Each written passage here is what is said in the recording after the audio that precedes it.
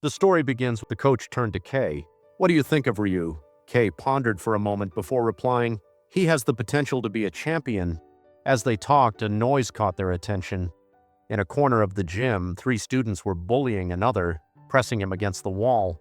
One of them held a camera while another punched the victim. You still don't get it? Damn it, just kill him, one of them sneered. The coach clenched his fists.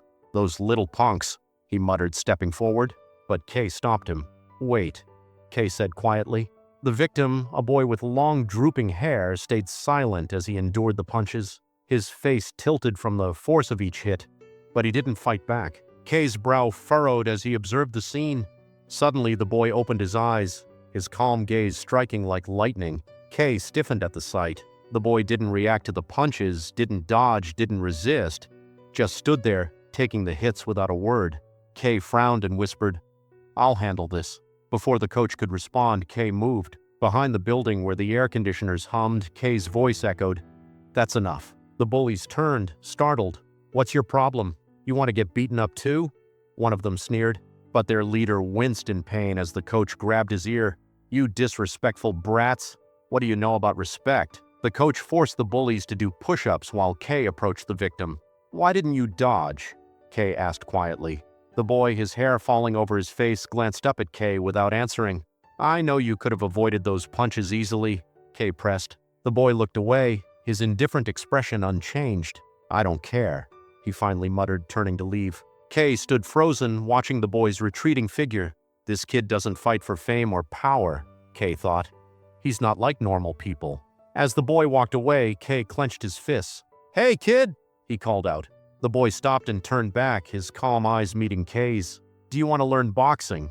Kei asked, his tone firm. The boy stayed silent for a moment before replying, Hitting people, is it fun? Kei's brow furrowed, but he didn't answer right away. The boy turned and walked off again, leaving Kei to reflect on the strange encounter. Is it fun to hit people? Wasn't it obvious? Hearing this, Hugh glanced behind him, looking at the rowdy students being punished. He continued, Do you think those insolent kids hit you because they genuinely care about whether you respect them or not? Then he laughed and answered his own question. Of course it was fun. The feeling of hitting someone else is really great. He went on, Humans are weak creatures, always looking for meaning in life. You silently looked at him. There's nothing simpler and clearer than a punch. Like in the wild, brute force is the easiest way to show dominance. Really, if 2 fighters battle in the ring and one wins, they're ecstatic. They lift the trophy with pride and the crowd goes wild over the thrill and tension that boxing brings. He frowned and shouted, You're human too, aren't you? So prove your worth. See how far you can go. Reach as high as you can. Kei's words were meant to stir something inside you, but no. You still looked at him in silence. Behind his disheveled hair, his eyes widened. His wings spread as if flying straight toward the sun until they scorched him, crushing his opponent underfoot. Kei's eyes were filled with determination. That was truly living. He didn't move, just stood there, watching you closely. Then he began to instruct, stepping forward with his feet, hands clenched and raised defensively. He demonstrated a move, luring his opponent with his left hand, quickly drawing it back, stepping forward with his right foot, twisting his body and delivering a powerful punch. He turned to you and said, This is a basic punch. You closed your eyes. Kei echoed, You have a month. I'll be here during that time. Come see me when you're ready. He walked away without looking back. Kei stood silently with his arms crossed, watching you. The trainer stood aside, smiling awkwardly. The next morning at school, the boys in class were laughing and joking loudly. Ha ha, you bastards, they jeered. You sat in a corner, isolated and indifferent, surrounded by their chatter. Jay knelt on the floor, hands clenched tightly, enduring the noise around him. The same group of thugs who had beaten you before were counting money gleefully. All right, $100. You're a good boy, Jay, one said. Then they asked, Want to hang out with some girls from the other school? No way, someone replied. They'd be scared of you. Then one of them ordered, Hey Jay, push the chair up a little. Jay was kneeling, acting as a chair for one of them. He trembled as he pushed himself up, his hands clenched, sweat dripping down his face. They turned to someone else. What about you, Ryu? It turned out to be Ryu sitting on Jay's back, swinging his legs and laughing. Nope, you know I've got boxing training, he said. The group continued talking casually. Ryu's a real idiot. Damn, he'll die. Guys like Ryu always have bigger goals. Ryu smiled at their praise. He'll be a world champion. That's right, I can see it now, someone said. Meanwhile, Yu and Jay sat silently. There are two types of people in this world, the weak and the strong. Jay closed his eyes tightly. That's none other than Baeksan Ryu, someone said. In contrast to Yu and Jay, Baeksan Ryu and his crew were having a great time. When they saw you, they started bullying you again. Ryu's subordinate patted you on the head. You should know your place, Bug. You dare cause trouble for us? Ryu laughed mockingly. I heard you got a good beating from our coach. Don't worry about it. His subordinate approached Jay with a nasty attitude. What are you doing, Jay? It's lunchtime. You know we'll be bored without you. Jay suddenly remembered a time when he watched someone fight a much bigger opponent. He had witnessed it all back then and thought to himself that even skilled fighters or former boxers couldn't handle Ryu. Back then, he had sneered and dismissed it, thinking, these little brats are nothing. Now Jay thought that Ryu seemed like he had found a new toy. His subordinate had made him witness everything. Whispering to himself, he said, I've seen him fight so many times and it's always the same. Remembering Ryu's terrifying gaze, he thought, no one can match his absolute power. Late at night, the door suddenly creaked open. Hearing the sound, Jay looked up. It was his father coming home.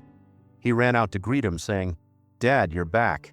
His father smiled warmly and asked, Still awake? Jay replied, I was just about to go to bed. His father rubbed his shoulder and sighed.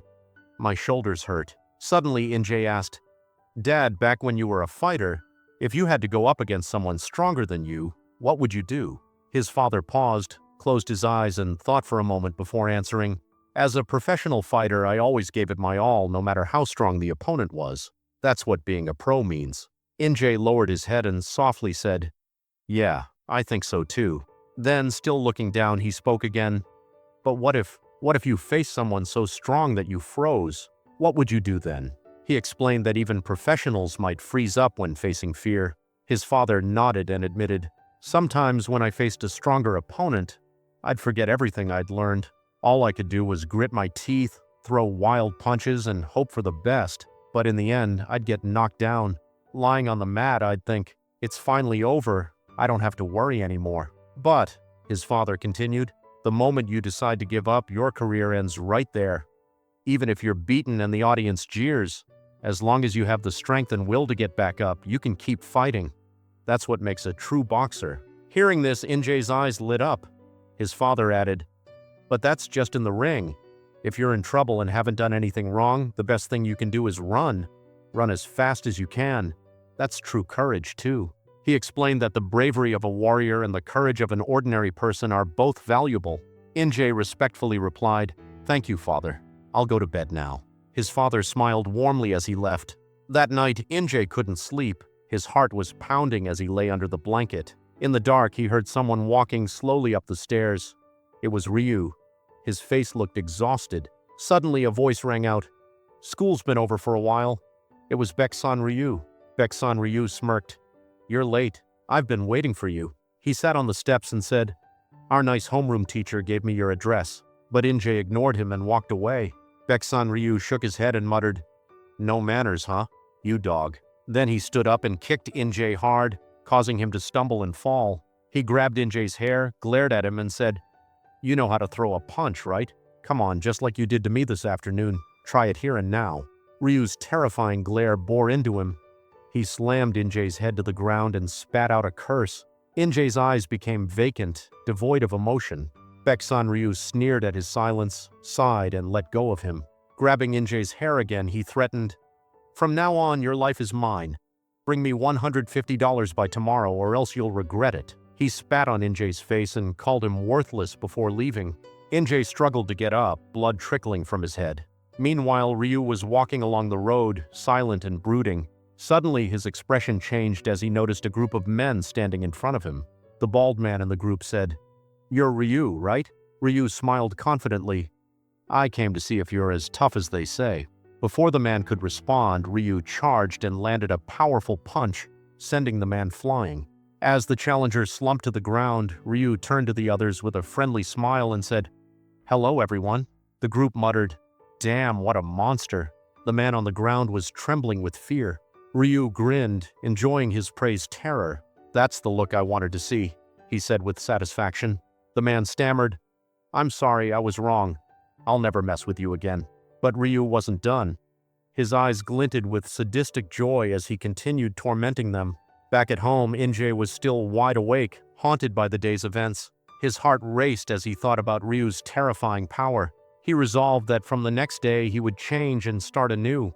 The next day at school, Injay noticed Ryu's gang entering the classroom.